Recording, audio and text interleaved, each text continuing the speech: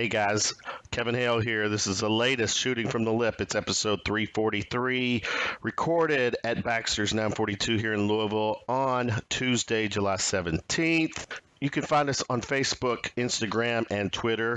You can also check out all of our shows on Apple Podcasts, Google Podcasts, iHeartRadio, SoundCloud, and YouTube. Enjoy.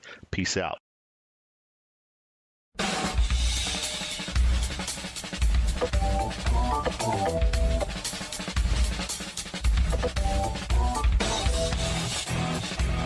Kevin Hale back here at Baxter's 942 in the Highlands, shooting from the lip, minus my usual partner in crime, Mr. Eric McEwen, who is tending to things. My buddy, get in the seat. No, I just wanted my fingers in there. You're fucking up my shit, man. Mr. Stephen O'Reilly is here with us tonight. Steven. Yes, sir. What's up with you? Sorry, nothing. I'm being a 12-year-old today. That's right. Insert Beavis and Butthead laugh and all that. Yeah. One of his fingers in it.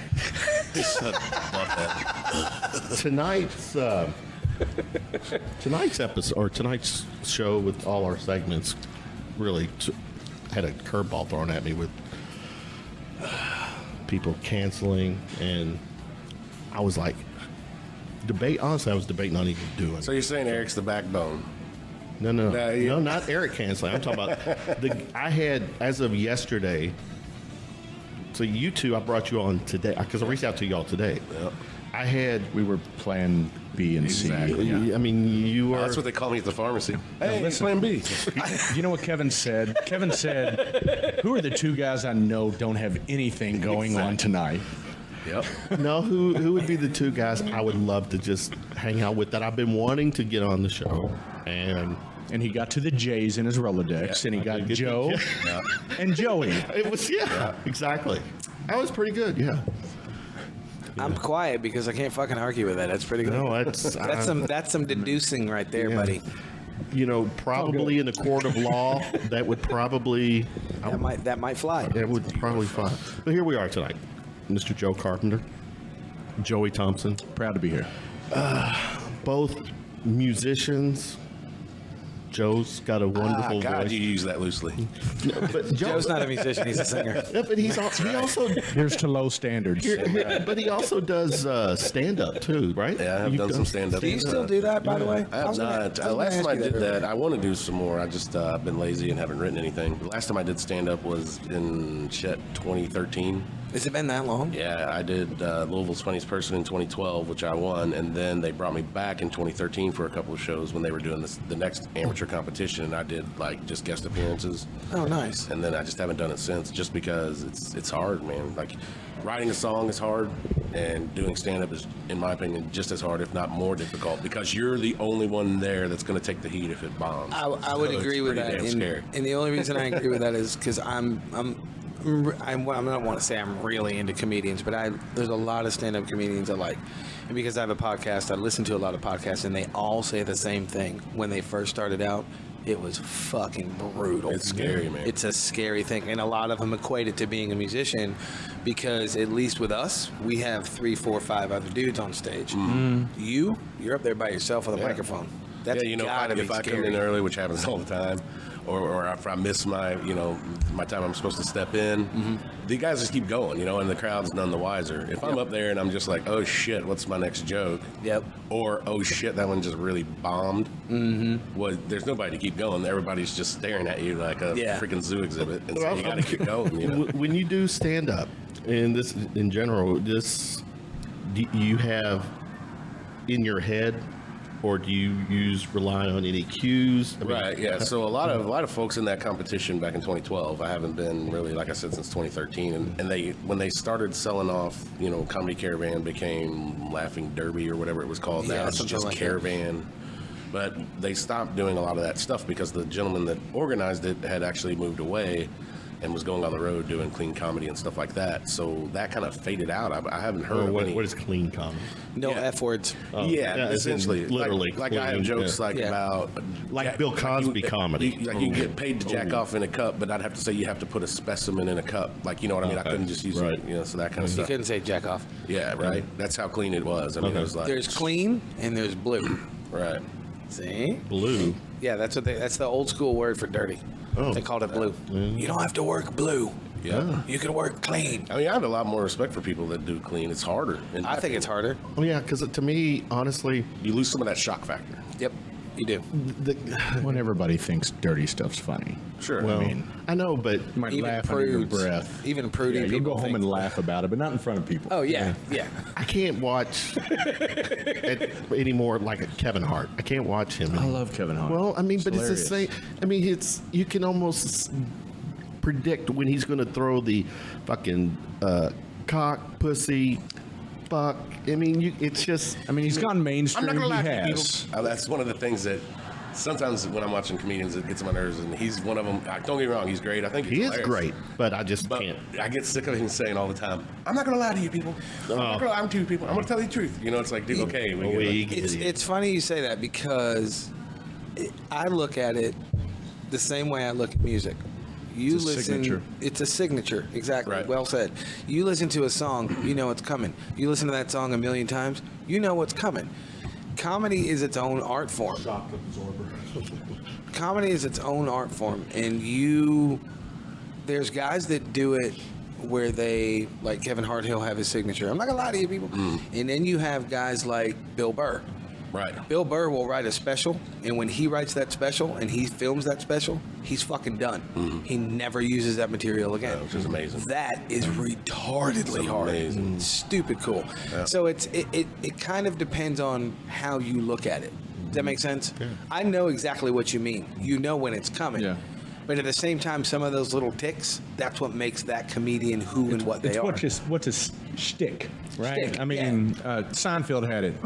What is it about those? Yeah. Yeah. Or I mean, Yeah, and whatever it's the like case a, is, it's that's his thing. Like it's You- almost you- like a tick track. Yep. Like, Yeah. It helps them stay on track. It helps them keep their thoughts in line. It's what I they had- go to when they don't know where to When go I've next. got that pause, shit, where's my next joke? Look, I ain't gonna lie to you, people. Oh shit, now I remember my next joke. Yep. Oh, okay, and that I get that. All right, We have makes that as sense. musicians too. You know, let's not We lie. totally You know, do. we've got those things that.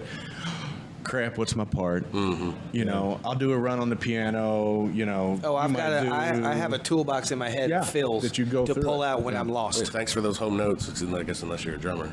Yeah. Right? You got those home notes that you can hit on progressions, you know. That okay, Yeah, we're in the C. I mean, play this, we're right you know, there. play in Just there. arpeggiate that last chord Yeah, until you yeah. know for sure where you're gonna be. But Yeah. One of the greatest quotes I ever heard, and I heard it when I was a kid, and it was way before I even went to music school, but it was one of the things that made me really understand music on a different level. This guy was interviewing, it was an article I read, some douchebag up in New York was interviewing Miles Davis. Okay. And he was kind of throwing him under the bus. Nobody understands jazz and da-da-da, blah, blah, barf. And he was like, well, since nobody understands jazz, what do you do when you make a mistake? Miles Davis looked at the guy. There's a picture of him staring at this dude, and the caption was, when you fuck up, you keep fucking up until you find one again. Yep. And I was exactly. like, Yeah. Score. that is Yeah. the greatest fucking That's it. genius thing ever. And the reason it's important is a lot of people think that the mistake is the problem. The mistake's not the problem. It's the recovery. Yeah, the reaction and the recovery. The recovery. Just ask Bob Ross, Oh, the painter. Yeah. You know, we don't make accidents. Turn it you into a know? pretty little There's tree. no mistakes. Weird. Turn that into a pretty Happy little little fucking guy. tree. We've got Just turn it into a tree. all these celebrities: Kevin Hart, Bob Ross. You were doing We're artists. You were doing an imitation of someone that I have been binging on Oh, YouTube. Dangerfield. He's Fucking love that guy. God. Never I gets just old. forgot how I went back to school. This is one of my. I love that movie. But Why don't you call me when you got no class? you're killing it, man. Oh, he's great. But again, that's clean comedy. Oh, yeah. yeah. I mean, Written for the movies. Yeah. But his clean comedy. No, his stand-ups. Well, I don't know. No, I take back. It was clean. Yeah, but he didn't use vulgarity. But let me go. Yeah, A lot of alluded to quite a bit. A lot of but he would go on, Carson and whatever, and just fucking crack me up without profanity. But it was how many times I've heard it over and over and over again, his bits, and they're always funny. I mean, just his delivery and. But that also the self-loathing. That's a lot of what I do. I don't. Some people that we know that may be on the show a little later are really good at just going at other people and just having at them and cutting them down and whatever, and that's fine. That's what they do. That's their shit. You don't want to say any names. You can say who. Oh, no, he knows who he is. I've told him, Kevin Cummings. He does it all the time. Cummy Bear will be on later. He will just. Did you just say Cummy Bear? Cummy Bear. Asshole extraordinaire. Cummy Bear. We actually, do you know what we call Kevin Cummings before he goes and starts playing? He comes on, that segment is the pre-cum segment. See you later, fucker. There's a little blue comedy for you all. Blue. Motherfucker, that ain't blue. Somebody's going back. Gross. All right. And then look. And notice why he said we're not doing dorks. Look what's in the background. Best dimples in town. Check them out. Hey, girl. Head. That's what I do is some self-loathing type stuff. I just had a thought. Self-loathing and self-deprecating humor makes me happy. Yeah. God, I love it. I just had a thought. What we were talking about in the first segment about technology, I think one of the reasons why there's not as many great stand-ups anymore is because people are so desensitized to shit. They can't take 2 minutes to listen to something and go, "Oh my God, that was fucking funny." I agree. Would you agree? But I also disagree because I think there's just an inundation. I think they're just inundated because they're so easy to get the information. Shit. So let's look at it from another faucet. Bam, look at this comedian. Bam, look at that comedian. And then and it's the flavor of the week with everything in the fucking world now. Absolutely. I think the attention span is shortened so much There's none left. that you won't weed through the high grass I agree with that. to 100%. find what you're looking for. And then correct me, when with today's comedy, you see it either, the late night hosts, Colbert, Kimmel, with the Fallon. Their monologues and shit. Monologues, and comedians right now. Look at, I know I'm not trying to get political here, but there's a lot of ammunition that way. For sure. And his base, good God, their reaction. If you're fucking lazy, I will say that. Low-hanging fruit. It's a lazy comedian. They're doing exactly low-hanging fruit because you've got a country that's very divided right now. Very. And it's like, hey, you know what? If I make fun of Trump, I'm going to get half the fucking country to love me. So, Yeah. okay. That's a you know good what I point. mean? That's a good point. Low-hanging fruit, exactly. That's a good point. I just got turned on to Tom Segura. Oh, yeah. He's phenomenal. He's really good. That dude's awesome. Yeah, he's freaking hilarious. He's fucking funny. There's a lot of them out there. And, the thing that you'll realize about comedians, too, if they're really good, they're not going to be these flash-in-the-pan comedians that you'll see. No, they're going to have long They careers. will. I mean, you've got, and going back to another clean comedian, Jim Gaffigan. I love Gaffigan. He's amazing. He's hilarious. So funny. And, I don't think shit in the 3 years I was trying to write material and came up with 15 or 20 minutes. He comes up with special after special with 45 minutes about food. Right. Yeah. He just cracks jokes about being fat and eating donuts and his kids. and the Well, and kids and all it's exactly what I was talking about with Day Bill to Burr. day, yeah. Louis C.K. is another one. Yep. But That now dude's Louis a C.K. is fucking genius. he's in the hideout right now because he got in a little bit of trouble. Well, but you yeah. know what? He'll come back strong. Absolutely. I said somebody on one of my shows, one of my episodes said something about it, and I blurted out. Why don't you go on? I mean, you keep alluding to your show. Just go on and plug it during this. Why not? Beating around the bush. Yeah. Hey, you can edit this, asshole. No, I don't want to edit.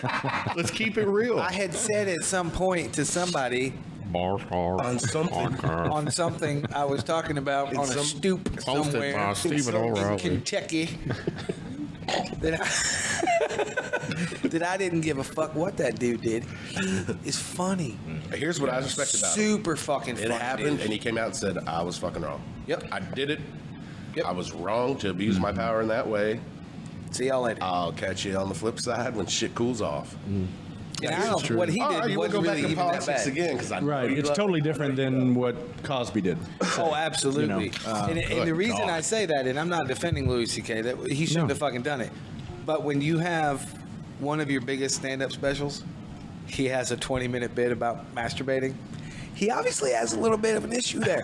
Just throwing that out there. Personal experience. Hang on. Now, before I start feeling bad about myself, what What exactly quantifies that? What's an issue? When does it become an issue? Yeah, when does it? When people won't shake your hand. Yeah. What are you guys talking about? Well, did you hear the joke that said my doctor told me that I needed to stop masturbating, and I asked why, and he said because I'm talking to you right now. Yeah, exactly. It's like I like the other one. The guy says, he goes, so what do I do? Do I need to take my clothes off? He said, James, you're at the dentist. Yeah. All right, let's switch gears. From masturbation.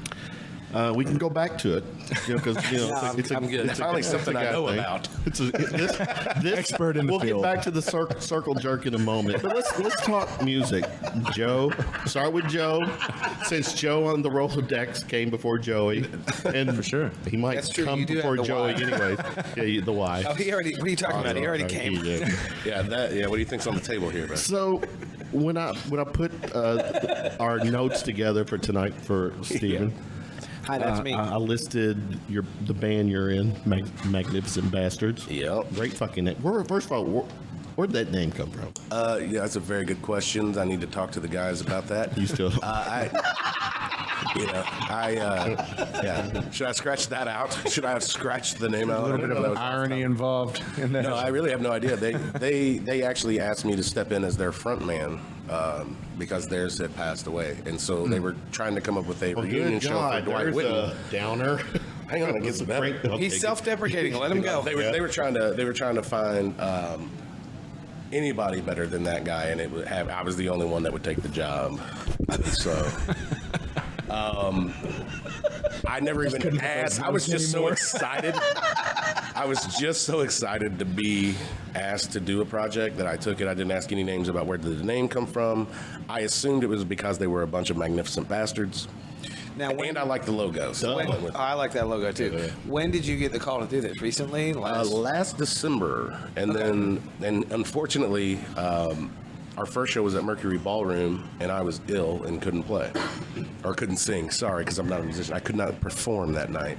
Really? Yeah. So did they have to cancel, or did they? No, luckily we had plenty of people stop in and He said that like he fill was in all for us. butthurt, didn't he?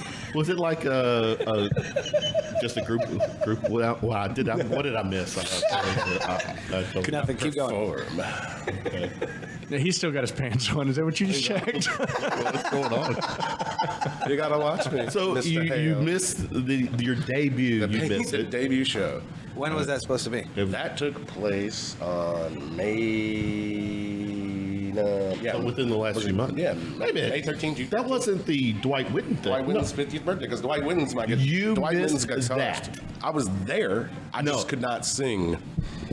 That's how sick I was. Oh, okay. Yeah, I was actually physically ill. But you were in attendance. I was in attendance, But you just couldn't. Okay. and I just could not get up. Well, then that name On that I was stage. reading is moot because he didn't play, and I know he didn't play because he was on stage with me. For that Dwight Whitten gig? I wasn't on stage with Dwight Whitten. No. Who were you talking about earlier? Liam Smith. Oh, was he? Okay. He's my bass player in Gasmont. Yeah. Yeah. So, they were supposed to be, like I said, they had asked me to join the band. Wait a minute. Let's go back. So we're at we're talking the Mercury Ballroom gig. Yeah, the Dwight Whitten's party. Yeah. So you had a gig that same day, or what? I think I did. I could be wrong, but I Because think I did. wasn't that a Sunday though? It was a Sunday. fuzzy. Yeah. Then I didn't Yeah. because it was a Sunday. Oh no, dude! I told you my memory fucking blows. I come with a disclaimer, brother. It was a Sunday. On my show, no, I'm just kidding. No, it was Asterisk. the Sunday before Memorial Day. Sunday before Memorial. No, you're right. It was a Sunday, but I don't remember Liam playing that show. I don't remember. Anyway, that the day. point is now there's no joke anymore. But I was looking at that and I went, "How the fuck's that dude in this band? Because he's in my band and I didn't even know about it." And Kevin goes, "What do you mean you didn't know about it?" I was like, "Well, it's not like we talk a whole lot. We see each other on gig nights." Yep. So that was the debut of the band. Yeah, Yes, that and makes by the way, just FYI side note, that is how a joke bombs. I know. Yeah. What not to do for young aspiring comedians. You got to do your research. You got to do your research. I just totally bombed that. That's okay. It was See, now had you asked me about it before, I would have told you it's a Sunday, and you could have been like, "Oh shit, scratch that one." Yeah. just make fun of Joe's ugly beard or something, you know, like. No way, dude. Motherfucker, I'm half German and half Irish. I can't grow a beard. I can grow this to my fucking feet, but I can't grow a beard. And I'm half Asian, so this shit won't work either. So. Hey, everybody, don't talk anymore about that, though. He'll get pissed off and start doing kung fu and stuff. You want to see my kung fu? I want to see you fix this computer, though. You know what? You going to do some advanced math for us, And Kevin? then, Why the hell? Why couldn't the hell you can have me on during tax season, asshole? yeah. I don't know to laugh or be offended. I do love Oriental dishes. Numbers? Oh, that was actually. It's funny that you say that. My first introduction in 2012, they had you write your own introduction, and of course, I'm like, what do you say, right? So I'm like, I know Street. That's the guy's name. Street. Go up there and tell him that I sell used hairbrushes door to door, and that I love to eat Chinese, but I never could finish a whole one. Did it work? Yeah, I got a couple of laughs. Got a couple tomatoes. Got a couple of heads of lettuce. I have to admit, to this day, my mom is from Thailand. Okay. My parents met during the Vietnam War, and I was, the joke is I'm a product of their passion, their passion overseas. And, so to this day, she has still a very thick Thai accent. So to this day, I'll still, in front of people, ask my mom to say, "Me love you long time." What the hell? This just got weird, dude. And then say, Calling Dr. Phil. Yeah, say how much was it with Dad? Was it $10? $5? Oh my God. Me so horny. Wow. It's to this day 3 Hershey bars. It was A like pack of smokes. it was So that's the kind of humor. Yeah, like family takes. Then one after to the- Thanksgiving dinner, they jam out to Me So Horny every year. But you know what? Thanksgiving, Christmas dinner, we're probably one of the few families in town where you have your traditional Thanksgiving dinner. If you say duck, I'm walking. No. Turkey and stuff, but we have. She makes this excellent chicken fried rice and these other Thai dishes. So we just got the best of everything. I wasn't kidding. If he would have said duck, I was out. All right. So singing. singing. So I have a project that's fairly young, and Dwight Whitten is, I don't know if anybody out there knows him. Dwight. 84 WHAS, and he's on there every night from 6 to 8, and he also does Sunday mornings from like 6 to 9 or something like that. Crazy. So his hours, not to mention his normal 9 to 5 job, and he's just all over the place. So we never have time to rehearse or anything. We're hoping to get some other shows coming up at the new joint. What do we call it? Barrel House? The one it used to be Coyotes, right? Yes. Right, on Mountain's Corner, Bourbon Hall, and then we've also had talks with PTs to be doing a show there. Again, these are our very early stages, but hopefully we'll get out there. How are you going to do a show, PTs? You going to do full band inside? Hello, echo. We'll find. Actually, the girl whose coochie doubled as the Batcave is going to be on stage that night, so we're jamming out in there.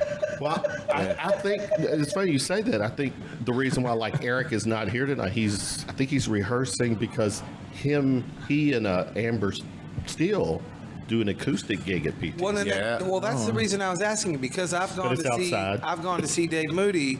He was in town, and him and Steve Clark did like an impromptu thing at PT's in the beer garden. Yeah. And he was I saw him at a show, and he's like, "Hey, we're playing at PT's," and I went, "At the strip club?" And he went, "Yeah, come up there and come to the music beer at garden." Trixie's too. There's like a stage away from the. Yeah, but Trixie's is 2 separate buildings. Right. Well, it's inside, but it's 2 separate kind of things. On one side is a strip club, and on the other side, why are you looking at me like that? I'm just. Why are you looking at me all Asian? Give me the colors. My eyes are open. I'm not tired. These are not tired. He's smiling. You're like, why are you always so tired? But so I don't know. I really don't know if there's a stage inside or whatever. But well, that's why I was asking, because listen, straight up, strippers aside, that beer garden that they built in the back of PT's is fucking cool. Is it? It's I've not been really there. cool. When you walk out the door, they have a literal mini stage with a mini light truss It's so cool. And then they've got like this little tiki hut thing in the back, and then there's a full bar out there. It's really cool. It's really nice back there. Check it out. Because when I walked back there, I was going, this is a fucking strip club? Right. It's really nice. Yeah. That's why I was asking where they were going to put you, because they can't put a full band out there. There's no way. Not out there, because it's too small. I think it's acoustic only right now. It's my understanding. And then we got Joe Y. Joe Y. By the Rolodex, it says it's Joe Y. Joe Y. JT, All right, Mr. all right. Thompson, keyboard. Keyboards are a missing anomaly. Why is that?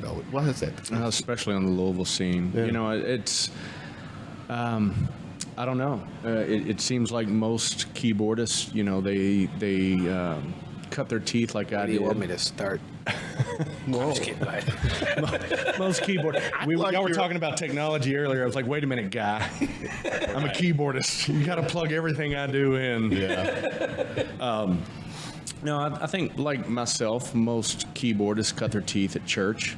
You know, doing church music and. Did you and start piano? I did. Okay. I started on the piano, and I played in church for 25 years, man. And that's all I did. Really? That's all I did. So you have been. That's a long time. Yeah, and then I took about 10 years or so off, something like that, 8 to 10 years, where I didn't really touch anything. I was so burned out because I played in the praise and worship band at my church, at my parents' church. My father's a pastor. Oh, really? Okay. He is. And That explains a lot. explains a lot. PK over here. And but I also played in a Christian Southern rock band, and we were playing 105 times a year. Really? Wow. In addition to 3 times a week at church. What was the name of that band? It was called Crosswalk. So we played cool. with Skillet and Disciple, and you know most of the mainstream names that people know. We shared I always stages thought with Disciple them. was funny.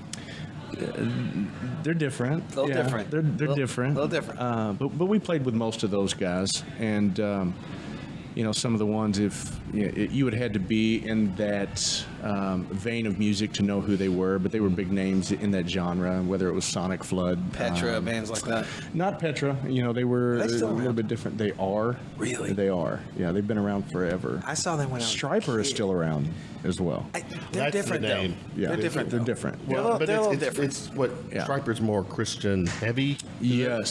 So they would actually still- play shows with like Winger and And those their bands back in audience, the 80s and their and 90s. audience would be okay with it. They're like a yeah, winger audience. for the most part, yeah. Listen, it doesn't matter. They're I've probably gone better on- than Winger. I've gone up. Well, careful. All right. Winger had Rod Morgenstein. That dude's a monster. But I was going to say, I will go on record and say Striper Live, fucking phenomenal. They've got a great show. They really do. Stupid good band. Michael Sweet, he's back with them. If you were familiar with Striper back Oh, yeah. in the day when Oh, we yeah. were young men, which were, you know, still young compared to Kevin. I only remember one. It was called Jars of Clay. Jars of Clay, yeah. That's the one I remember from the 90s. They were really good from the 90s. But yeah, so that's what I cut my teeth playing. I'd never played in a bar until 2 years ago. So all the music I'm playing, all the country, all the rock, all the whatever I play, you know, when I play with Kevin Cummings and those guys, the funk, the soul, everything's new to me in the last 2 years. So be honest, in the last 2 years, did you know the Yes, his perks? soul got black. Did the perks of being a musician pick up? No. Well, so let me back up for a second. So I played probably 4 or 5 shows with a band that we tried to get off the ground called Blackbird County. Some of the listeners are probably familiar. Is that- Gary Asher was Gary, there. yeah. Did you play Christina, with them? I did. Jake Badger played with them as Did well. you? That's Were when you I there originally met Jake. at I like that, Jake. He's a nice the benefit guy. at Wicks? Were you playing I with them? played too. Well, I played was there then. Yeah. I remember I watching. played. I don't think we had met then, but But that was a couple years ago. Well, then, you know, I met a great girl, and she didn't like the attention that musicians get. They never do. Good thing you play keyboards. Right? Damn. What are you talking about? I'm a drummer. I'm not a musician either. I don't hide real well. I'm 6'4", 240, and bald-headed. Yeah, when you're on stage, you can. You're Kind of fucking fat. pretty. Kind of Yeah. fat. You're fucking pretty. I mean, I've been told that. light, yeah. How you doing, buddy? We talk later. Maybe have the wrong time. Oh, thank you. Get my mom make me sound bites. So, Dude, you should totally fucking do that. I want her to be my notification I'm sound. back to you. Sorry. semi-embarrassed that that she wasn't comfortable with it, and so I went ahead and gave music up for that time when we were together. How long was that? That was we started dating about 2 years ago, and we broke up this past December. Great girl, love her to death. So she's dead. She's dead now. She's dead. Okay. And Because you loved her. So in January or so, I explained it. Why they're not together. So I had played in the past a little bit with Hager, a little bit with Jake Badger and a few others, and John had said we need to get something going on. And honestly, I'm a beneficiary that there are a dearth of keyboard players in the Louisville area. So even though I was There a little are bit very rusty, few. When I was putting gas and money none as together, good looking as I am. I will totally agree with Let's that. say, let's be real. Let's see if I can do it in this mic. I can do it in mic on my show. You're hot. That was only for you, brother. No, but for whenever I started Gas Money 4 or 5 years ago, 4 years ago, my memory sucks. I was looking for a keyboard player, and I couldn't find anybody. I remember jokes aside, they really are hard to find. I had the Velvet Ropes, the 10-piece, for 2 years. I was going to say, I went through so many musicians in this town. I mean, share that, because that was some great stuff. It was hard. Yeah. It was a lot of hard work, and that's part of the reason we don't do it anymore. What we were trying to do is 10-piece. Was it 10? Was it 10? Yeah, we would have 10. Horn section, whole 9 yards. Well, because and just deviate a little bit. Our buddy Zach Longoria, he has his 8-piece band, and I hear the stories from that. Yeah, so really good stories. But but they weren't all terrible stories, Yeah. of course, but it was just a lot of legwork for myself to try and organize the rehearsals with 10 people, and then you would have this trumpet player that decides that they're doing, I don't have the time for it because of U of L or whatever, because those students are very busy. They have their recitals and stuff they have to do to whatever to get the grades. So how long ago was this? It's been about 2.5 years now since I've done any shows with them. Maybe even 3 years. So age-wise, they were just younger. They ran the plethora. I mean, there were people in their late 50s all the way down to they were like 19. All right. So that explains. Yeah. So we had. They were babies. Yeah, and it was just we ran through several keyboardists. That some of them moved out to California, and some of them they're just all right. Well, I'm done with school now. I need to go back home to Chicago or whatever the case was. And it was just constantly trying to find these revolving door of the entire band almost. I had the core band, which was Sloppy Joe, that I evolved into the Velvet Ropes, and so the core always remained. But all that was the name, Sloppy Joe? Yeah, that was the name of the band prior to becoming Velvet Ropes. Yeah. Isn't that like low-hanging fruit? Well, no, Sloppy Joe, actually, I take that back. Before that, my first band was Sloppy Joe. I did that for 13 years or something, and then took 2 or 3 years off and came back and had the Undecided. And the Undecided then evolved into the Velvet Ropes. Yeah. So since January or so, John Hager had reached out to me. We digress. No, it's all right. No. It's just segued right into it. I want you to look at the brain on this one. I know. I had no idea. Immediately. Right back in. No dead space, right? Yeah. No dead space. Exactly. What were we talking about? Yeah. I like Joey. John and Jake had reached out to me. Well, John had reached out to me first and had asked me to be a part of, him doing his own thing, getting his original music out there, his new original music. Of course, his original music's been on the Louisville scene for some years now. Wildwood. I played 7 or 8 tracks for a band he had probably 7 or 8 years ago. Honestly, I don't remember. It was a band called the Jackson Kings, but I don't remember the time period. John's a hell of a songwriter. He really is. Hell of a songwriter. That's his, out of his many talents, that's his best talent, if you ask me. I agree. I would agree with that. Yeah, he can put a song together. Yeah. So he had asked me, and of course, I was honored and sat in with him on a couple things. And rusty, as you can imagine, I hadn't touched my keyboards in a year and a half, other than to move them. That's our crowd outside. They're trying to break inside, I think. You can't see them, but they all have Good Morning America signs. It's the Kevin, this is radio reality right now, okay? So Johnny had asked my brother. Yeah. We are in a bar. No, actually, it was the Hand dryer? hand dryer. Oh, nice. The door was open. Why didn't you go with blender? That was way funnier. Everybody knows Baxter's don't have no damn blender. Louisville has the highest the FA in margaritas. the freaking country. Nobody washes their hands in this town. That would be a great band name.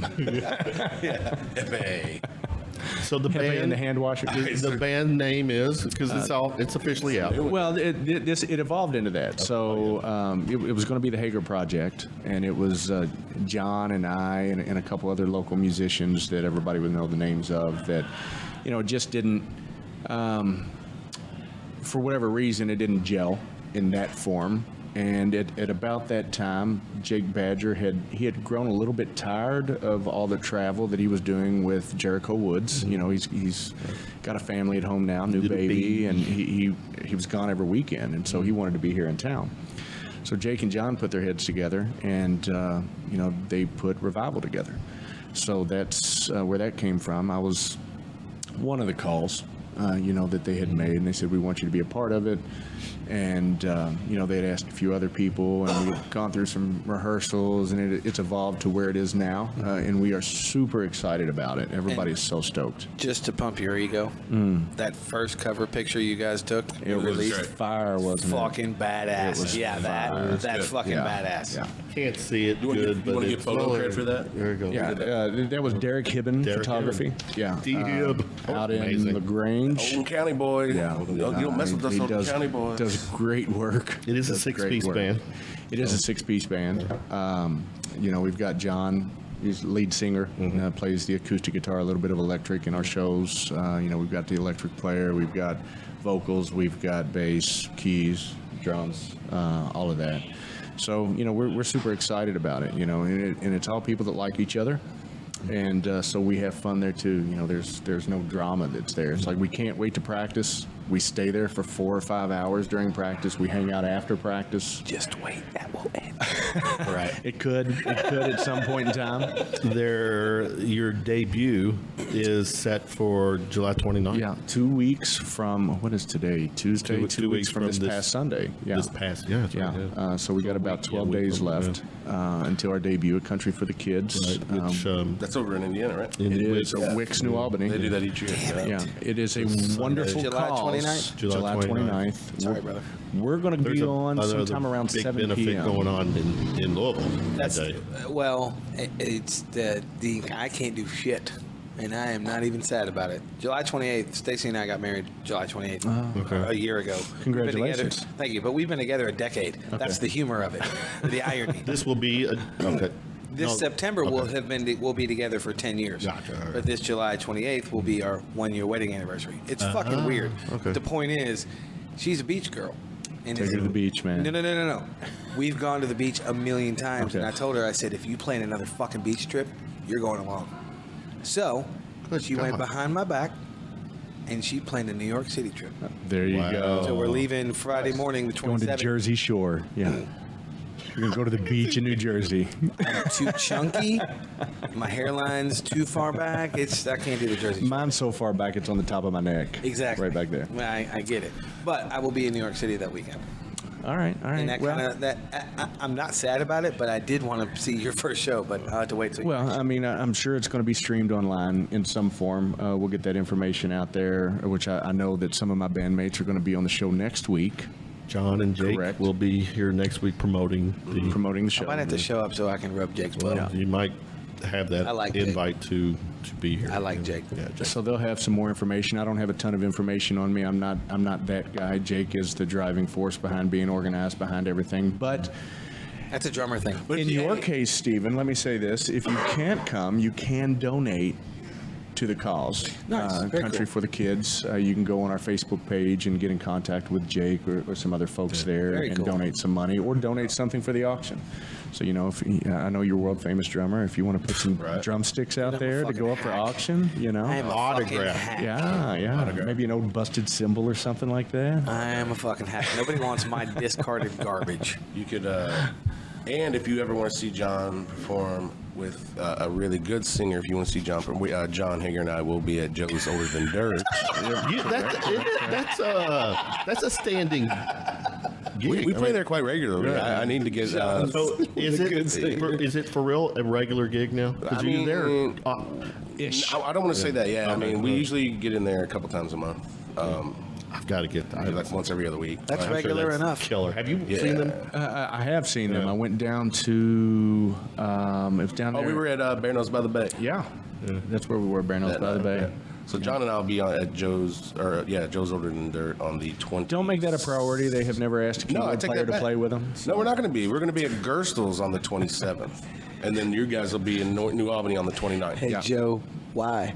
Joe, why? There are no plugs Can to you plug handle any more than instruments one into. band? Well, so this is the thing is we talked about since January. So I've kind of See how I did that, played. Kevin? You see how I did that? I like that. Kind of played with quite a few people since January, trying to knock all the rust off because I had so much rust on me. I'm like, You play with Kevin Cummings? And I played with Wildwood, a show, and then I played with Kevin. Kentucky Dirt Band, played with them, played with Doug Pinson in several forms. Doug Pinson, Route 23, Doug, just kind of a solo project. I've been busy. Yeah. Nice. And it stretched me as a musician, playing the funk and soul that Kevin Cummings and Mikey Rucker and Paul Bennett and Justin and those guys play. They fucking It's totally different than the three chords in a cloud of dust, honky-tonk country music that Doug Pinson plays. Right. Which is actually more up my alley. Learning from church music, there's a lot of three chords. And it just, those things come naturally to me. There's a lot of sisters and marriages. Yeah. Musically, sisters and marriages between gospel and country. 100%. There's a shit ton of it. Yeah, 100%. Oh, church, though, church, isn't it three chords in science fiction? Damn, Kevin. That's my liberal Science fiction. All right, now let's talk politics. If we're touching all the taboos right here. We'll be stepping into our politics. We got some really good political. This shit the last few days. Here's the one thing I'm going to kind of. That's the next segment. Leave it for the next segment. You are determined to drag me into some political shit, aren't you? You're more than welcome. Ain't gonna happen. We all can sit around. Ain't gonna happen. We waiting Nope. on Cummings. Nope. and Nope. My man Zach I don't think you heard me. Longoria. Nope. Everybody knows Zach Longoria here? Yes. I do not know him, but I have seen him, and he is fucking phenomenal. He is amazing. And he wears great hats. He does. I like that hat. The hat's cool. So, all right. So what else we got as we're winding down this So segment? back to back, some masturbation. Yeah. Oh, okay, yeah. Oh, you know what? I'm gonna bring Go back this to up. the old Joey, faithful. Remind me, Joe. Was it last week or it was one of these? Oh, we're not talking about the table of honesty, Kevin. Joe or Joe? We called no Joe. Was it last week? Right? It was. We called. What did you call it? The table of honesty. Table we were of outside honesty. real quick. A few minutes. It's fun. We had. I ain't got nowhere to be. Yeah. We have. I'm pulling this up, but. Share a real high level what was going on. Oh wow! We're all putting our heads together and like, you know what? Let's talk about stuff that nobody wants to talk about, but everybody's got to be honest and nobody judges. So if anybody's got a question, everybody at the table has to answer it honestly, Kind of a truth or dare kind of thing. It and was all nobody can judge. Everybody's accepting of whatever is said. Now I'll say this: I'll never shake Kevin's hand again, but. Ew. Did I say? I can't remember what I said. You can't remember what you said. I can't remember what Hey, the questions. I recorded it. You want me to replay it? Please. I played fair. I just don't remember what was asked. No, we won't go there because we also had agreed not to divulge anything that came out from about it. That How was part of drunk the were table you of guys honesty. when you did this? Actually, that was just it. I don't think we. That was fun. It was, I mean, it was like Oh, dude, I'm truth fucking serum. I don't care about that. I was just, that surprises me. yeah, and it wasn't a table full of guys, but That's what I was going to ask. Were there any girls? Yeah, four and four. Four and guys, four. 4 girls out yeah, there. that's right. And we got some legit. There were some responses that surprised, but I think everyone was being brutally honest. Man. So somebody has eaten ass that you didn't think had ever eaten ass before. Yeah, actually, I think that was there was That was like the most tame Right. Oh, of any sure. of those questions. Was Kevin Cummings involved? No, No. he was not. But he was inside. Yeah, he was inside at the time. No, but it was a good time with good friends, and it's feel like I definitely know each of those other 7 people a lot better than I did before. It's like a truth or dare where you have to tell the truth, but it's like I've never at the same time. Like I've never done that. You got to tell the truth and no judging. Yep. Interesting. It wasn't. There was no auto asphyxiation questions, so I'm sorry. Good. That's good. Sorry. That's good. Yeah. I mean, I have my makeup on around my scars. So I'm good. Again, you touched on Joe Y. You got the revival gig on the 29th. I can't call him Joe Y anymore. Damn it, it's Joey. No, it's Joey, but I'm changing the spelling because I'm a world famous artist now. It's Joie. Joey. Nice. Yeah, it's very. Or why don't very you To just get more why don't famous, you got to add another E. Why don't you ever say add 3 more E's to it? But no, actually, that would be French for joie. Joie? John LaJoie. I mean, L-A-J-O-I. La joie. Joe without the Y. What's your immediate music It's line? joie, Joie. not joie, but Joie. joie. What's my immediate what? Music. I've got the 27th. Well, I've got a private party this Saturday at 27th at Gerstl's Tavern. So You get and this John John Hager. Hager. No, that one I'll be playing with Bob Anonymous. Pop, he's good too. Yeah, so we you have a lot 2 of out at fun. Joe's. Yeah, About a week or 2 ago. Yeah, we have a lot of fun over there. Very cool.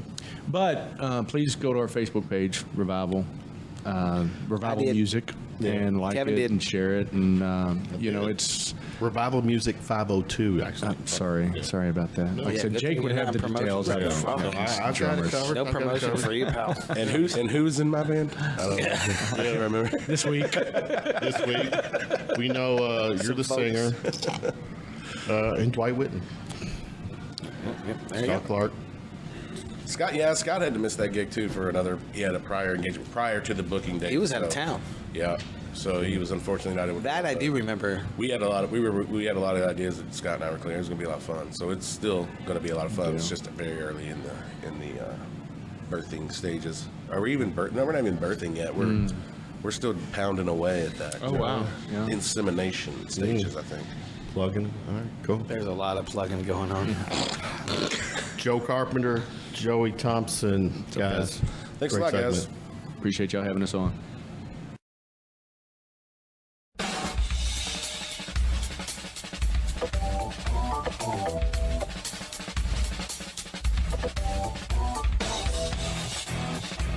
Stay local. Papa John. Oh, goodness. Here we go. Here, I mean, Here we go. Jump out of the way. The call was in May. I'm curious, and maybe if anybody knows this, how it just now has come out because it's 2 months after the fact. But Papa John, or the company Papa John's, has severed their ties with him. He's a liability. He is, Yes. and but I've heard now he's going. Then U of L, University of Louisville, And Kentucky. and Kentucky have severed their ties with him. They've changed the name of the football stadium to Cardinal Stadium. Indies Cardinal Stadium. Indies. Is that gonna be the next Indies chicken? So, start with you, Zach. When this all I came mean, up. I feel like if you're in a, first of all, Papa John's has said other things in the past when it was like the raising of the minimum wage, and like he made a big deal about having to pay his employees $2 extra and was acting like he was going to raise pizza prices. I mean, from a PR standpoint, the dude kind of puts his foot in his mouth. Even if he's right with what he's saying, he should probably just not say it. Yeah. And for him to use the N-word in any capacity in a formal meeting where that got out from a PR standpoint after his track record, I feel like it's the best thing for the company to do. I mean, in today's climate, You have to. I mean, you can't run that risk. And from a PR, we have shareholders that you're involved with, which is your fiduciary duties to take care of your shareholders first and foremost. So if they want you out and they think you're a liability, that's just how it's going to roll. So Well, plus you have 120,000 employees. Yep. How many of them employees would be offended enough to not want to work there again? In today's climate, I mean, it is a worker's job climate right now. Totally. You know, it's not like it was 5 or 8 years ago where, you know, you needed to put in 8 or 10 applications to get a job. I mean, you get offered jobs without even putting yourself out there now. And I mean, we live in a society of extremes right now. We do. And Polar opposites. And extremes from the bigot standpoint are really vocal right now, and they're out there, and they're kind of drowning out most of the normal people who maybe are conservative or Trump supporters, because their voices are becoming the louder ones and the ones that people are paying attention to now. So, did you hear what you can shock people with? It's really become about shock value. You know, we are a highlights society. You know, whether you're watching sports shows and they're going to show you the highlights, whether you're watching American Idol and they only want to show you the 3 or 4 songs that people really rocked. It's the stuff in the middle just doesn't grab the attention anymore. So it's either got to be really, really horrible or really, really amazing. And then I think that makes people feel like, and even politically, makes people feel like that they have to associate with one or the other and denounce the other. To feel like that their voice is validated at all. Because it's like, if you hate my guy, well, your guy did something similar, so I hate him too. Right. And, you know, even with civil discourse, I mean, we had even a little bit of that earlier. It wasn't ill will. It wasn't, you know, going back and forth with each other. But it was like, no, definitely not. Believe me, if you see other people I have to deal with on a regular basis, my patience level feel is like high. that. Like, you know, I'm not a Trump apologist, and we're not going to get into that yet, but when people talk about the way that he has spoken about women and other people, I'm like, well, would you vote for Bill again? I mean, no. Yeah. Well, I mean, most people would. Most people would cry for Bill Clinton to be in office again. I don't have to answer for Bill Clinton because I was just, you know, a small child. I was of voting age his second term. Yeah. But most folks probably would. He was because he was presidential and he wasn't politically incorrect the way that Trump is. Sure. I never voted for Clinton until I had to.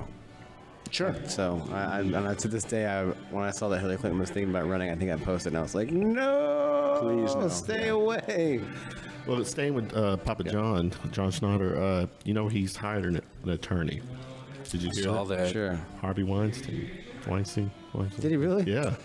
His lawyer, Harvey Weinstein's lawyer. I was like, what? Yeah. I didn't know Harvey Weinstein had a law degree. His lawyer. He's a lawyer. He moonlights as a lawyer. I mean, when he's not sexually assaulting people. He had a very expensive law education, I'm sure. Right. Yeah. So I'm not. I guess he's regretting. He's been saying it was taken out of context. Yeah. And so he's, fighting to. And I can't say that maybe it was taken out of context. But still. But I mean, I don't hate the guy. I don't think that he's a horrible human being. I think that he made a really poor choice, and he's paying the consequences for it. But I don't think, like, morally his character sucks. No. Do you know what I think he's a victim of? And I use the word victim loosely in this case because I think the Papa has brought a lot of things on his own shoulders. Mm-hmm. I think that he is a victim of when someone starts a company from the ground up. So it goes from a startup to a small business to a medium to a large to a conglomerate. At some point in time, you can speak your mind freely to those people around you. You can say what you want to say. I've worked for some small and medium-sized businesses, and the owners were still around, and the owners were that type of a person, okay? That felt like they could say whatever around their people because, hey, I'm the owner and I can fire you otherwise. Right. But once you get to that size, to the large and the conglomerate size, to where you're worldwide, you gotta be conscious. I think he had a disconnect to where he thought I can still say what I want to. This is a board meeting. I'm the Papa. This is my name that's on this, and I think that either he forgot where he was. Yeah. He never transformed along the way to where he needed to be. You know, he was removed from the board of directors 6 months ago, 9 months ago. Mm-hmm. That was before this. That was for something else. So he's been down this path. So, like I said, I use the word victim loosely. But I do believe that that he just thought, I'm still in that small to medium business size mode, and I can say what I want to, and there are going to be no repercussions. Nobody's going to record this. Yeah. Somebody recorded it. And why did they record it? It must have been because he had used some incendiary language or something along the way. Well, I missed it. So there was an actual recording of this? It was on a conference call. Well, I know it was a call. Which are probably all recorded. I didn't know anyway. about the recording. I just know that it was corroborated with multiple people that were there, and he admitted to it. So I mean, recording or not, he's validated it and acknowledged 100%. It. Sounds like Kevin is singing. So I think he's working through his issues in there. But yeah. How do you feel about since we're talking about local politics? How do you feel? How do you feel about the Andy Beshear announcing his candidacy for governor, running against Matt Bevin? I've found that most people with Republicans, they either strongly dislike him or like they're like, it's all right. I think it's a case of extremes, like we had talked before. There are some things about Bevin that are okay. I'm not a Bevin supporter. I'm not a Bevin apologist. I'm further away from being a Bevin guy than I am a Trump guy.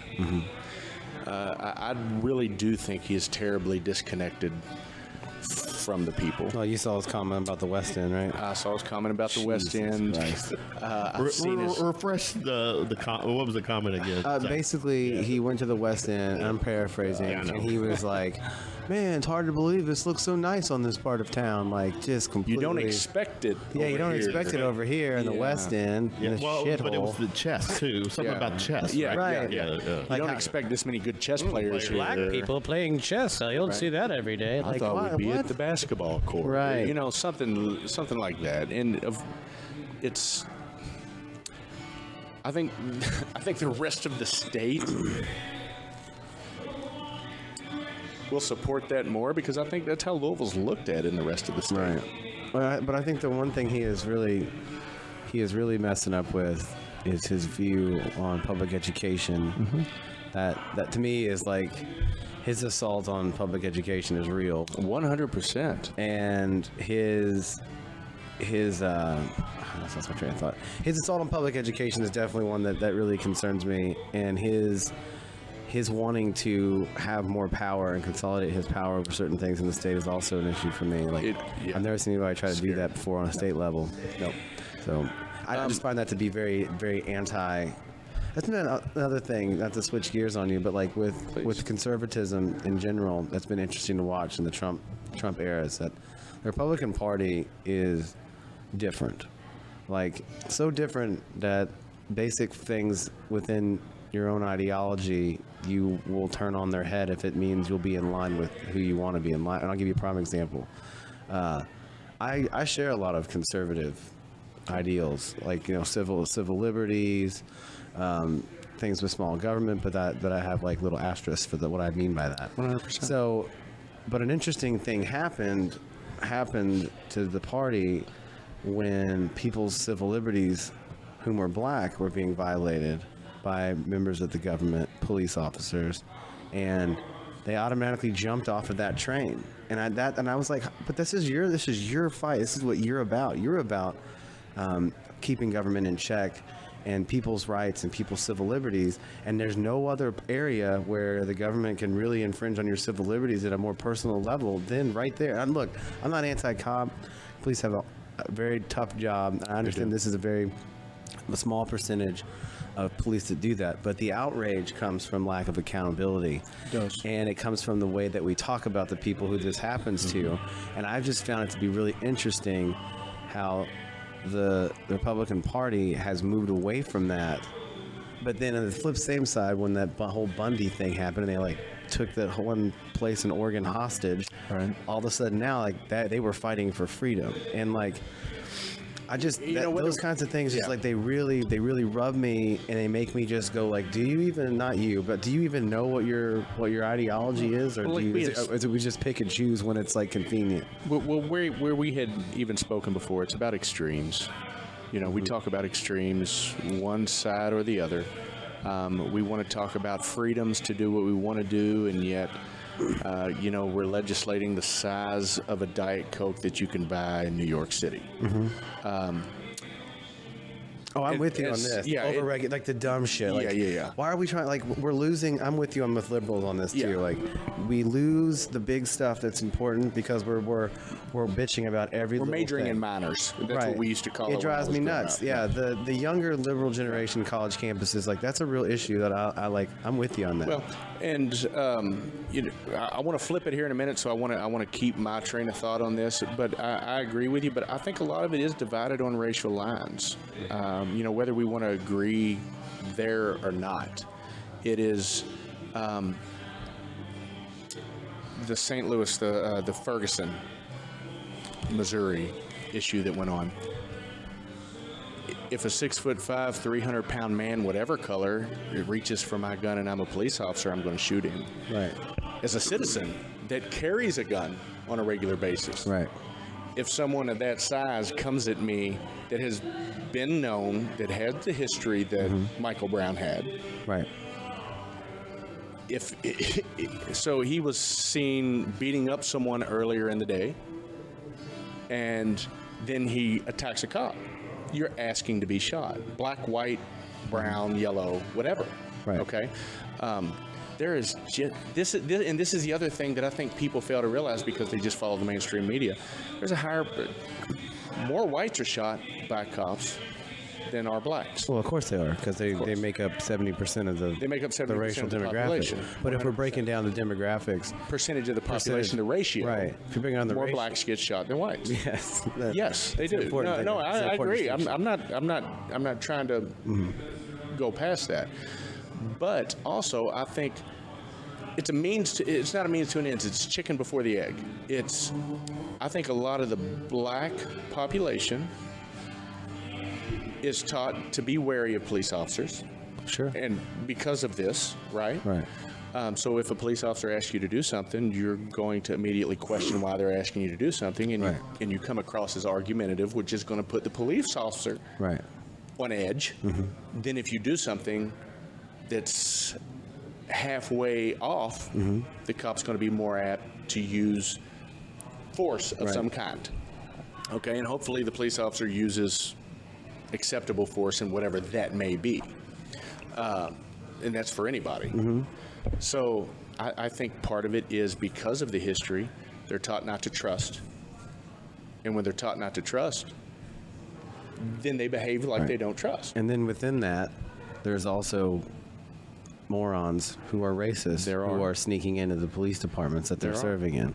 100%. So there's like there's a lot of levels to it. There's not an easy answer. Yeah, it's not an easy answer. But I think the biggest thing is that when you like Tamir Rice, I like to use this one a lot because I've been that kid in a playground with a toy gun playing cops and robbers with my friends. Like that could have been me. Yeah. But if a police officer asked you to do something, what would you do? But hold on, those two cops rolled right up on that kid, and he had 3 seconds, and he was killed like that. They got out of the car. I don't know how I would react at 9, 8 years old if that happened. I would probably be freaked the fuck out. Right. But I wouldn't think that I would die that day. And my thing is that how do you, as two grown-up adults, roll up on a child and not try to diffuse that situation or take any route possible to not shoot him? Maybe like figure out if he has a gun, like try to talk to him. I just don't understand how in 5 seconds you go to shooting someone. So question, how does that fall on conservative shoulders? Well, it's about how it's talked about. This is where the anger comes from. I see it every day with my black friends, and the biggest thing that they're frustrated with, and most of the racial things that they're frustrated with, I'm not going to speak for them, I'm just going to tell you what they've told me.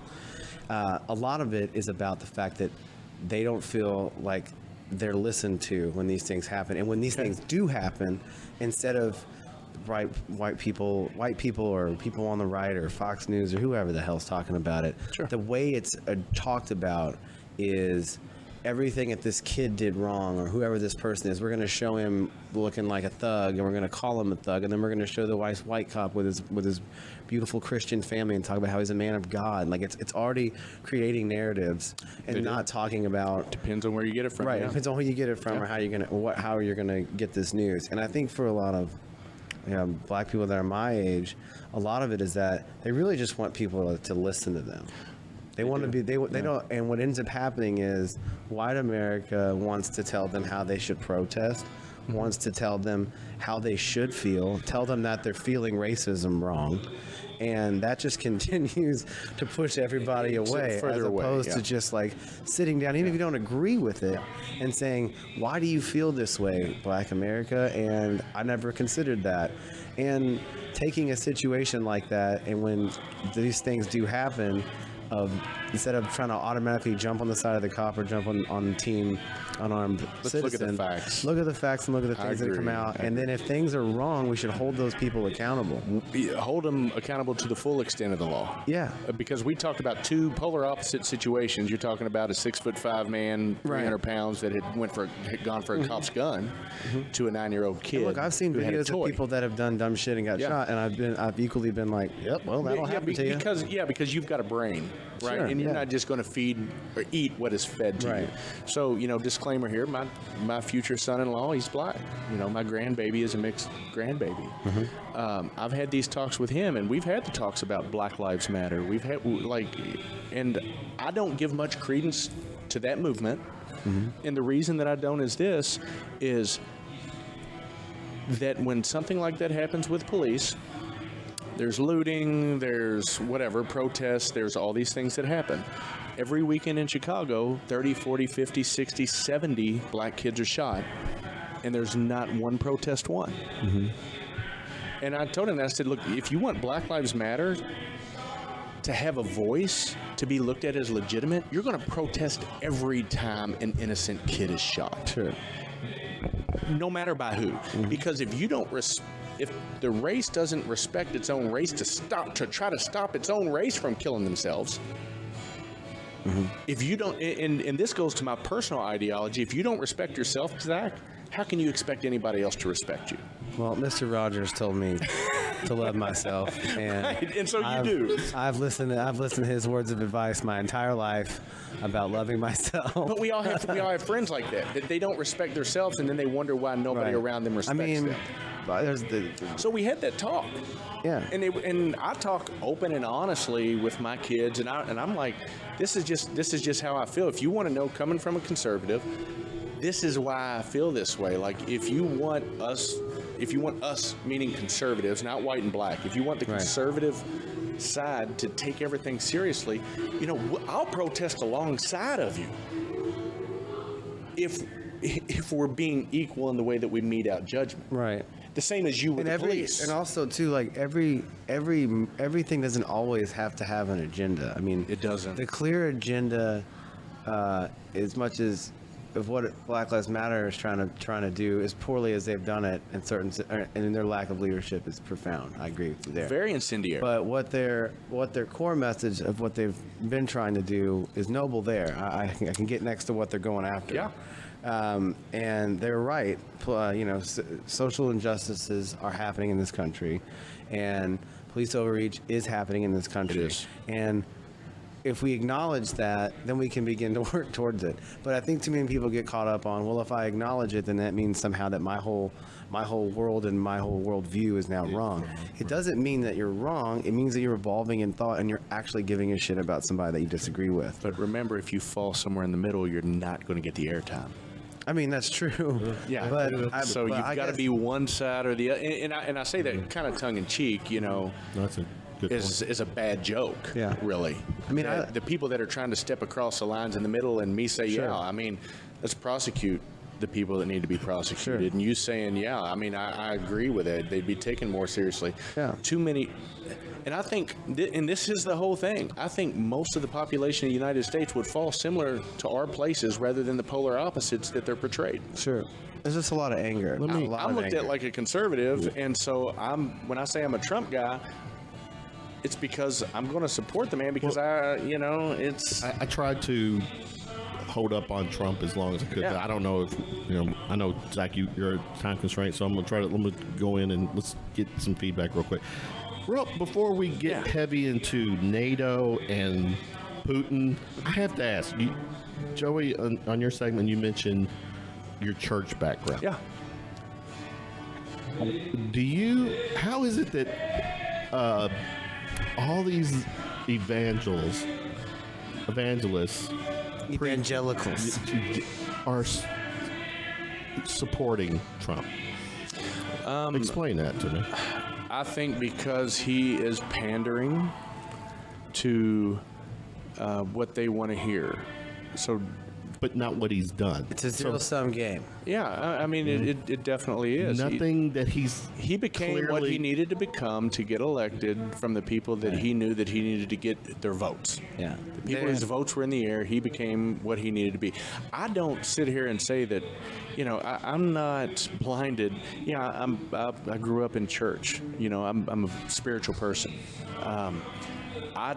In a fundamental way, okay, in evangelical, however you want to look at that. But I'm not blinded by the fact that just because he goes to church now, like, did he go to church before?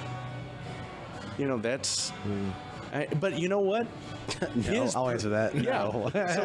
But his personal walk in his whatever he views as his spirit is up to him. Yeah. It's not up. Why does it shouldn't matter what I do. Why does it matter what he does? Now, I think a good portion of the evangelical base, I think that they just say, oh, see, look, he's in church now. He's praying now that we like him. Right. And again, we're going to the extremes. My guy did this, so your guy did that kind of thing. So please forgive me for that. Oh, that's okay. I mean, everybody forgave Obama for being a member of Jeremiah. Right, Jeremiah, yes. right. And he was one of the biggest racists in the country. Somehow he was still a Muslim at the end. I don't understand. So, so that's... Okay. You can't hold it against one unless you're going to look at it against the other. Sure. And so I'm just trying to look at everything through equal... Damn, Joey, you're holding your own in this segment. Well, you really are. I don't. My guy versus your guy. It's not my guy versus your guy. It's the guy that's in office. I want him to do well. I was not an Obama guy, but I wanted him to do well because this is our country. I have literally begged people with conservative views, people on the right, to sit in on this segment. I can't get them to commit. It's because you haven't asked me before now. I mean, Frank, if I'm being honest, if you find most Trump supporters, I mean, like, it's pretty surface level when it comes to topics. Like, they can't really delve in. And then if you do delve in, what they're told if you do delve in, then we're like in conspiracy land, and then we're off the fucking rails. Alex Jones. Yeah. I just. All right, let's go. All right, NATO. Let's start in NATO before that whole debacle. Well, wrap up your thoughts with this. I mean, I don't know all the numbers on NATO, but here's what I do know. If shit goes down, everybody in NATO has got our back. Those have been our allies and the strongest ally allegiance post World War II in the world. And they've always had our back. I don't care if Trump feels that they're getting something more than what we are. It still doesn't give any excuse to no matter what they did. There is nothing more egregious that's a bigger threat to our national security than what Russia is currently doing. So to talk about them in a way publicly like that, and then talk about Putin the way he does like that, to me, it's just it's comedy to me. It's laughable. Like, you can have your disagreements with how you think NATO is or the structure of it or whatever, and that's fine. But those are your pals. Those are our countries that have our back. I mean, when we get into shit, they'll send their troops there too. So we can always go back tit for tat on whether why they have our back, or why they have their back, or who's back more. But regardless, they're still our allies, and nothing that they've ever done to us is as egregious as what Russia's currently doing and trying to do. I mean, Russia, you could really use them as the catalyst for why we have such division and so much misinformation. Well, he also, correct me if I'm wrong, he also threatened to leave the alliance, right? NATO, yeah. He did, yeah. And then he backtracked, right? Sure. Right, because people probably told him, like, you can't do that. But I mean, for sure. But at the end of it, he claims victory. Like, well, that's for his base, though. So, and this is, I think, the other side of that coin is, if the U.S. pulls out of NATO, NATO has no teeth left. Right. If we pull the funding, we're funding what I think the numbers was 60 to 70%. We're funding that much of NATO, but our voice is the same as every other country that's in it. Right. Right. Technically. So of course, technically. So, but if you look at it like this way, look at it like your big brother. Okay. your big brother and a bunch of 7-year-olds, you got a 15-year-old big brother, a bunch of 7-year-olds are around a table. And I don't mean this downgrading anybody else, but our military might is different than other people's. Right. If you got a 15-year-old and a bunch of 7-year-olds around the table, and the 15-year-old's like, look, I'm tired of doing all the work. Can you all please step up? Mm-hmm. And if you're not ready to step up, you want to keep on telling everybody that I'll beat them up. Right. I get tired of that at some point in time. So we need to change things. Yeah. No, we're not going to change things. We love it the way that we do. Of course, they love it the way that they. But have. let me put it this way. So you got your brother, who you're doing more heavy lifting than, right? He should, but because he's bigger. Yeah, but you still love him, right? Of course. Right, but then this other guy comes over here. He starts beating the shit out of your sister, right? And all of a sudden, your brother, you're like, I hate you, and then you start palling around with the guy beating up your sister. But brothers can argue. That's what I brothers can understand. fight. Brothers can fight, but don't fight my brother. Right. Sure. Yeah. But I think that's part. And this is, I think, the damaging part of Trump's way of thinking is that he is a businessman, and he looks at everything like it's a business deal. Right. And the political, we wanted somebody that was outside the establishment, which was why Bernie was such a hot choice for a while. Trump was outside the establishment. The reason Hillary didn't get elected is because she defines the establishment. Sure. But with that, you can't throw the baby out with the bathwater. Right. You wanted somebody not establishment, somebody that wasn't political. But you got it. I guess what's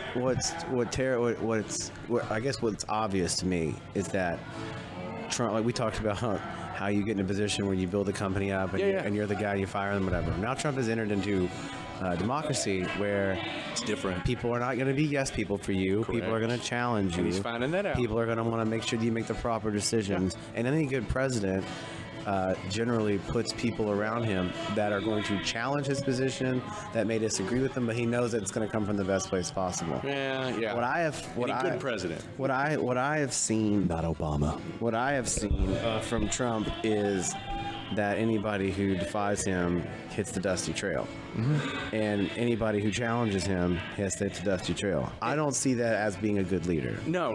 And anybody who says negative things about him, it's fake news. Hits the dusty trail. Well, yeah. That's what's worked for him. Right. But at some point in time, when does one start to realize that you are literally being put into a corner of what you can listen to and what you're going to and he's taking a long time to learn this lesson. So most billionaires, entrepreneurs, don't like to be told what. Have you been around a lot of entrepreneurs? I mean, there's a reason that they're an entrepreneur. Do you know why? Because they don't want to have a boss. They don't want to work for somebody else. Right, sure. They don't want to be told yes or no. They want to be the one that's the ultimate authority on things. And that's what he's running into right now. And I'm not saying he's a great leader. Okay? If we flip it back around and, we look at the last administration, he had who's who of Chicago running the country. In the beginning. Holder all the way through. Valerie Jarrett, David Axelrod up until the end of this first term. You don't like the stash? Sweet Axe stash? Oh my God. The stash was the best thing about it. And then he shaved it and went on national TV. Yeah. He's all right. I don't mind doing it. But, and Trump has not done this. Well, he did it to a degree, but then he's fired him. Right.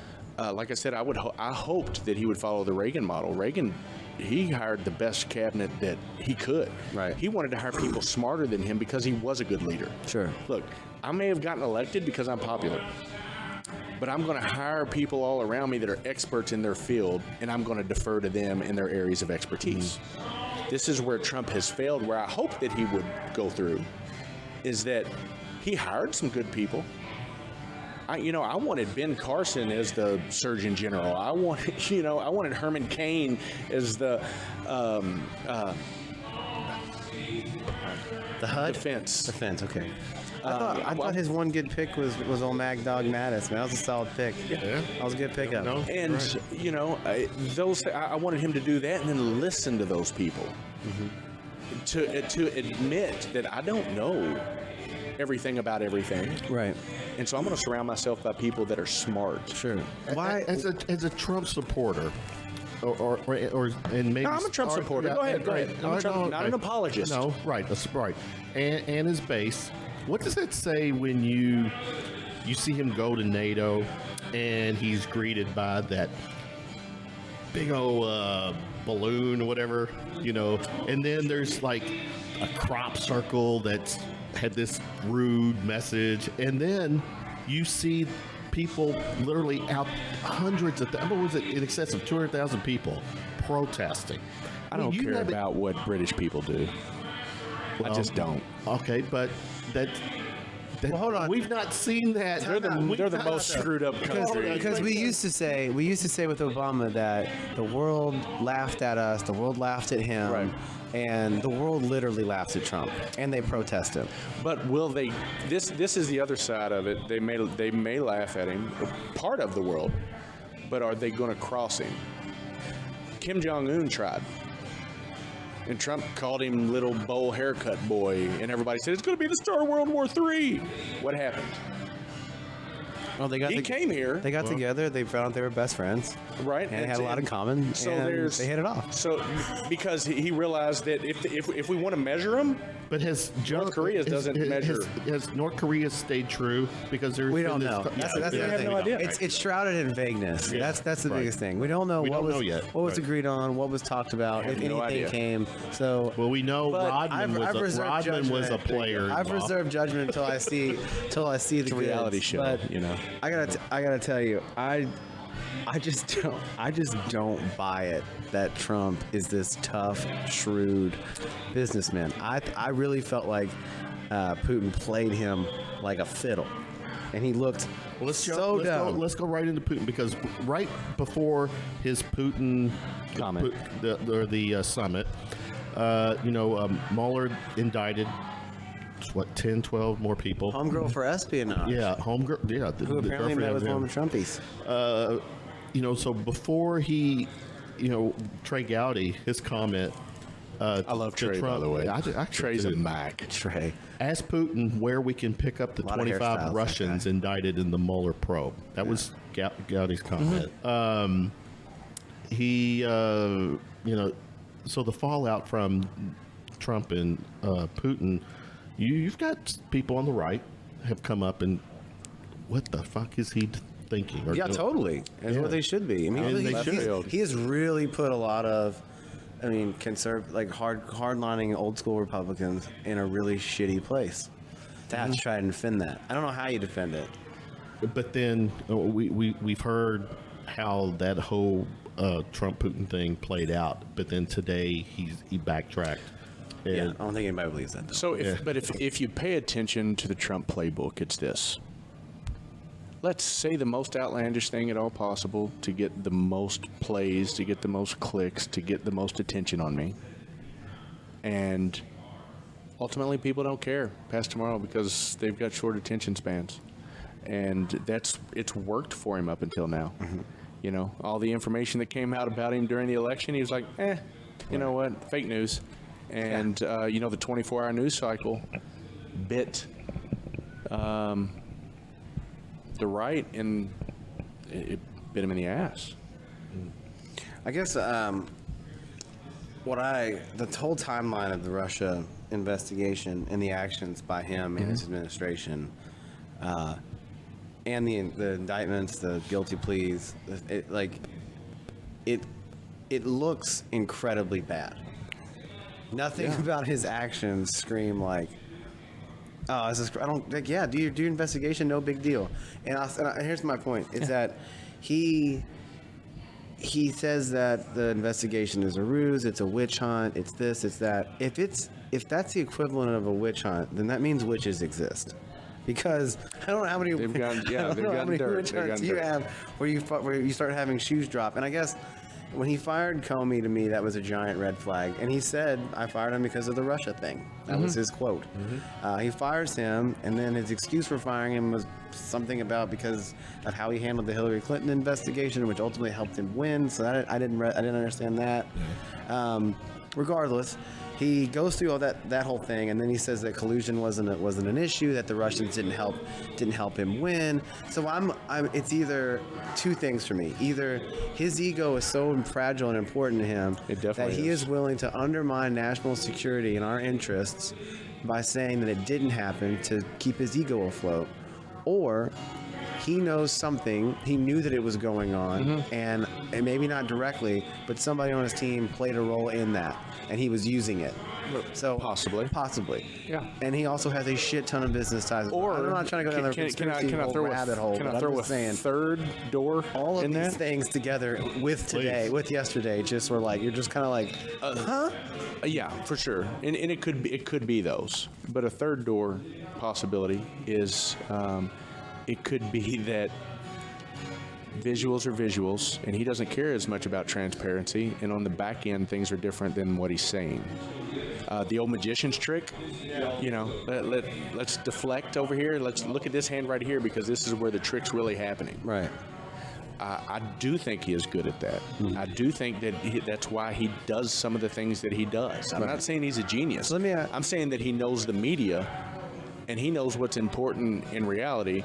And my biggest qualm with the liberal side of things is this. It seems like, by and large, and this just could be that what I'm getting from the conservative side, is that they're more concerned about political correctness and saying the right things than they are about doing the right things. It's like they're like, but Obama was so presidential. What did he do? Like, Obama was Teflon. They sold guns to the Mexican cartels that killed our border agents, and they didn't prosecute. That came straight from Obama and Holder. Talking about Fast and Furious? Fast and Furious. Then we talk about Benghazi, leaving the people over there, and Hillary saying, no, it wasn't me. But then there being direct evidence that it was Hillary that totally ignored them and said, we're not going to send you help. Right. And nothing was done. And so that's not presidential. It's not presidential to give Iran $1.5 billion and their hostages back, to trade 5 high-level ISIS members for a transgender deserter. But you don't honestly think that they just handed those people over and that CIA doesn't track all of them? Right? No, I do believe they track them, but I do believe they put them back where they can cause more damage to us. Or lead us to something bigger. Potentially. I mean, I'm looking at the bright side. Don't you think as much as Obama loved a soundbite that would have came out? I mean, maybe. But I don't know. You never know with intelligence. All right. Which is my point exactly with Trump. You don't know what's going on the back end just because I'm good. Because he's that way on the front end. Right. And I'm not saying that he is that. I'm saying, but that possibility of that third door exists. What's very frustrating to me, as somebody who tries to take news in, and I watch Fox News and I watch CNN, and I watch them both. I can promise you this: tone they're both way different in tone. And how they even talk about one thing or the other. And even the tone of like how if you watch like trash people like Sean Hannity, it's a much different show than Chris Wallace. How does that? But you don't stay with. I'm gonna let you come back to that. How does Fox handle like Shep Smith? It depends on who you're watching. Neil Cavuto. They go after Trump. Right. They take him to task. They hold him to the fire. Yeah. Where they're old school Republicans. Hannity is clearly jerking him off. I mean, man. You got that on both sides, Kevin. Yeah. I mean, you got people more in the middle that are looking at the evidence. I mean, maybe on MSNBC you'll find a Hannity-like character. What's his name? Chris Matthews. Yeah. I mean, what's the chick's name? With the Maddow. Short hair. Rachel Maddow. Yeah. Don't be trashing my. And granted, Cooper. they're playing. That's like MSNBC is where the leftists of the left go to watch the news. CNN tries to play the middle, but they're skew left. They're still left. Yeah. But they're not like the tone of their they like shows. to appear.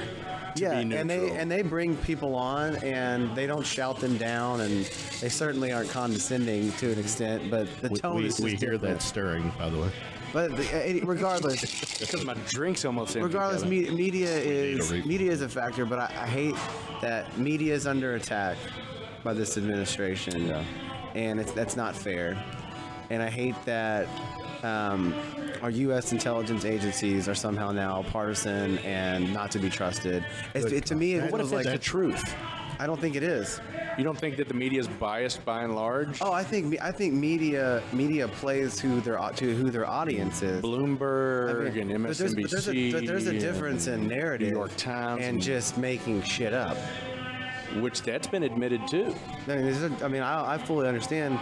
I can read when it's more. I'm getting narrative, and whatever. Like, and when it's sensationalized. But when CNN is viewed as the middle of the road, who would you consider the middle of the road? There's no one middle of the road. I consider CNN. Let me rephrase. I consider them the most middle of the road. The local news is the closest thing to middle of the road. I would say they're the most middle of the road. I think so. Well, I think that they have ramped up on Trump because they've been attacked. I think it's a whole chicken for the egg thing. I think it started first. And I watched Fox News when Obama was president. And every day it was like the worst president in the history of America. Of course, yeah. They all pander to their audiences to get clicks. Here's one of the latest topics I'm gonna throw at you. One of the last topics I'm gonna throw at you. What do you think this means, Zach, where Special Counsel Mueller asked for immunity for 5 potential witnesses in the Paul Manafort trial? I don't know. I feel the same way about this investigation that I did about the Hillary Clinton investigation. I'm gonna let it play out. We'll see what facts come out. We'll see what happens. And but anytime they've expanded it. I don't think that it's political. I think that it's really about national security. I think it probably has. I think they're probably focusing less on the Trump administration and more on how big and deep this Russia thing is. I think it's more important on a national security front. If they do find stuff on Trump, I think they're more worried about. I think they know that that'll shake out as they continue to shake down more people. But I don't think that's their prime objective is to nail Trump. No, get the truth. Get the truth and then follow it where and it national goes. security. Yeah. That's important. Which is how it should be. Yeah. Which is exactly give the low level guys, give them immunity. Right. Even if they did some stuff. And that in a nutshell is why I think Trump really infuriates me, is because he makes this about him. He does. Instead of about national security and our democracy, which is the most important part here, not you. I will say this. I wish somebody would take his phone away from him. God damn it. I wish they would. You realize I wish they would. He's using his personal phone. He learned that from Hillary. Dude, you've been throwing it back, man. You've got to. But to think that one is the polar opposite of the other, they're all the same. They've all got their own dirt. Anybody that opposed Hillary is now, somehow committed suicide by 3 bullets in the back of the head. You realize, there look into the camera. Get Joe with the Y. Joe I. People have challenged me on we heard Facebook where I don't have enough people challenging the Zacks and the Kevin Cummings. Oh, I'm not challenging them. We're just not challenge, but offering a different perspective. We're civil discourse. We're so fucking liberal. We're so left. It's really frustrating that people automatically shut down because I'm a liberal. But I'm a liberal by today's standards. I don't view being a Democrat or being a Republican like a sports team. You know what I mean? That's not what defines you. I'm gonna always be a Cats fan. I don't care what anybody tries to make me do. I knew I didn't like you.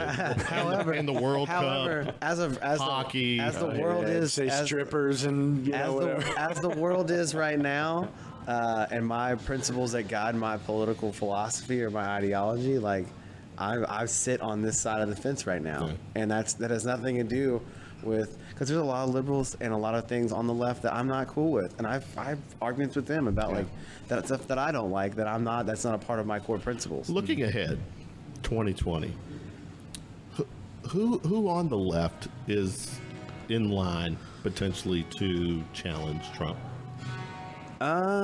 Honestly.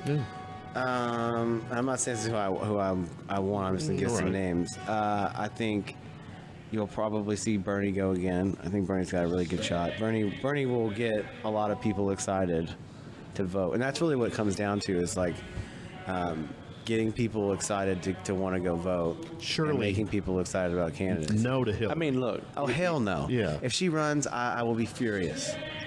she's not going to get past the primary. She's unelectable. She's at not. This point. She's not popular within the party, and Damage good. There's a huge shift happening in the left of ideals and clashing of different ideals and different philosophies politically that's happening. There aren't many young rock stars in the left, though. Hillary Clinton's not the one.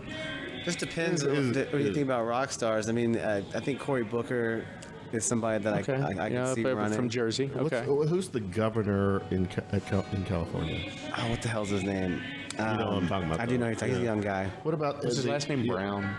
I think maybe. Seems like it. Yeah, I know it because he was on Bill Maher, not the Okay. Yeah. Kamala Harris. Camila Harris. You know. Lanolin. Yeah. Yeah, I mean, Don't bring another retread. there's going to be. I think Well, retread is in. if the left's Someone going to that's put somebody ran there, before. it's going to have to be progressive.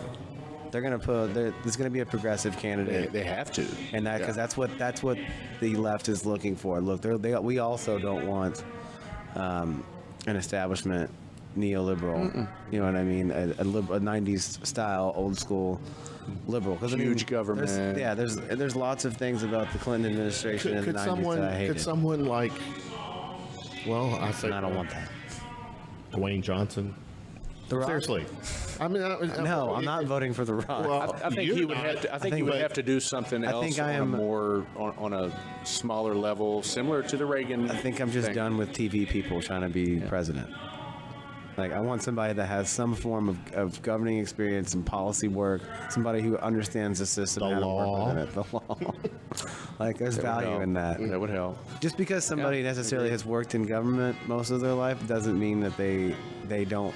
Like, somebody like Bernie Sanders, for instance, like, you don't have to like that guy's economic policies, or maybe you think he's whatever, but that dude genuinely gives a shit about his job, and he really, I believe that. he really enjoys his policy work, I do. and he really takes it very, very And seriously. Scared to death of socialism, but I agree that he's sincere in it, and he believes what he's saying. He's a democratic socialist, not like a not a Soviet Union Correct me, but socialist. he would be independent, right? He is would technically have an to, independent, but he has probably. to caucus with the Democrats What about during the primaries. damn, now I lost my. Who's that? Now, how do you feel about the last election that was seated against him? I hated it. Oh, it was. Yeah, I hated They robbed him. I was glad the DNC like Got I mean it. Admitted it. the one thing about us in this party is that like we bitch about everything, and we're a tent that's made up of a lot of different A whole bunch of groups. different tents. Yeah, a whole bunch of different tents, but we all we can all get together behind the same common good and common thread. But when shit is fucked up, God, yeah. we come down like a hammer on whoever it is. We don't give a shit if you have a D next to your name. We'll be like, you gotta go. What about See somebody ya. like Avenatti, the lawyer, who flat out said, and it sounds like this is picking up some steam, if Trump runs in 2020. He's gonna. That's a guarantee. He's definitely going to run again. Well, do you think? I mean, do you really think it's a guarantee? I don't know that. I do you don't know think that he'll get the in Republican nomination. I definitely, even as an incumbent, I think that he's done enough incendiary things to where there's definitely going to be discussion, and it's going to depend on how strong he sits. You think somebody else will run against him in his own party? I do believe so. I believe You never see that. you don't see it that often. never- not with an you don't see it that incumbent. often. But and that's where I think his fatal error has been. I think he's overplayed his hand. Had he calmed down the rhetoric, had he just settled into his job and worked on his job instead of his public image, I think that he could have really changed some things. And I mean, his first 200 days on the office, he saved the country like $200 billion. With what?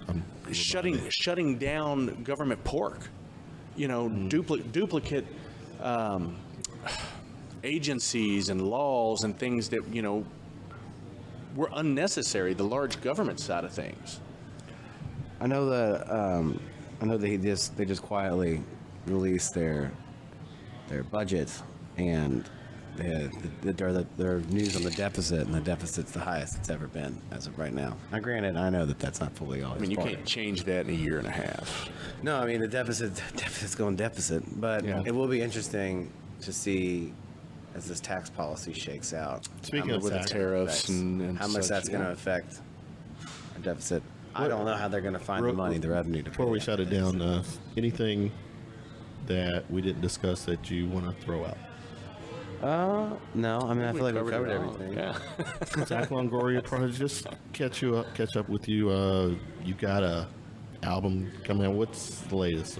We're still working on a record. We're gonna be in the studio next week, and then gonna be playing New Lou Fest in September. I think it's September 29th when we do it.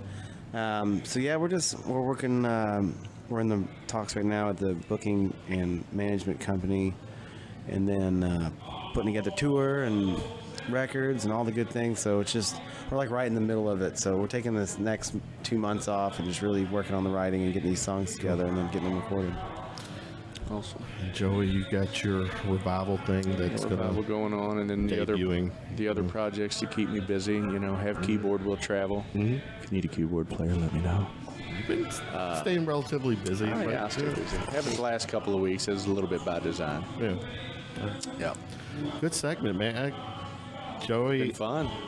People just need to be nice, man. Yeah. People don't listen to People don't listen to one another. We had a great conversation, and you It can't devolve into personal attacks. That's the whole thing. You can have totally opposing views. Right. If you respect one another, I think you end up coming a little bit closer to the middle each time. Sure. Because you realize it's not a monster on the other side of that fence. Right. And there's also degrees.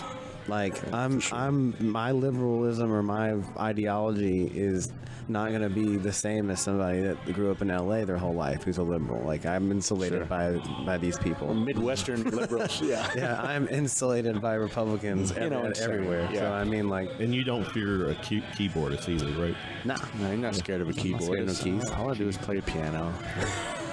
Love it. Great segment, guys. Yeah. All right.